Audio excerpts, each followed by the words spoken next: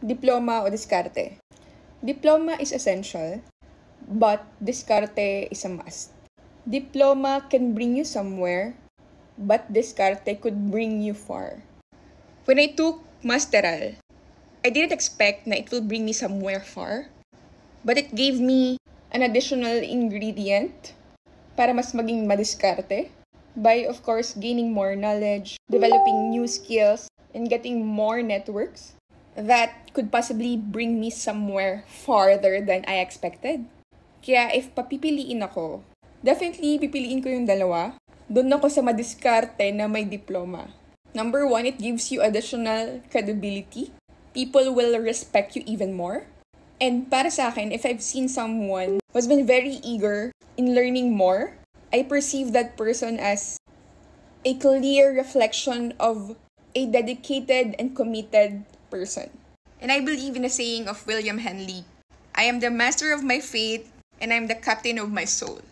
Because yung diploma can provide you the compass, the map, and the navigation skill.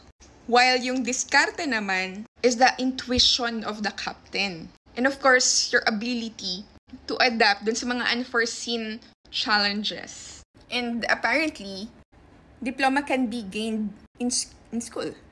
At yung diskarte naman, it's inborn. It's naturally in us. Namamana ba yun?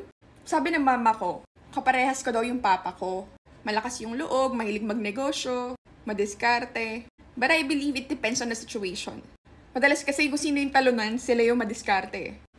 Kasi I believe na it takes several failures for you to be able to acquire that diskarte.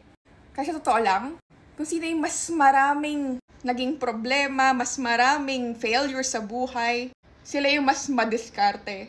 Because they were left no choice. Hindi ka naman maliligtas nung diploma mo.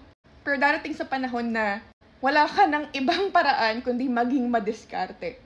Kaya ang diskarte can be gained and acquired in a situation where you are left no choice.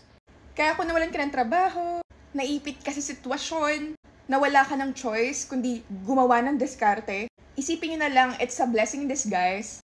And most of the time, the rejection is just a redirection para mapiga yung utak mo, mag-isip kung anong didiskarte mo sa buhay.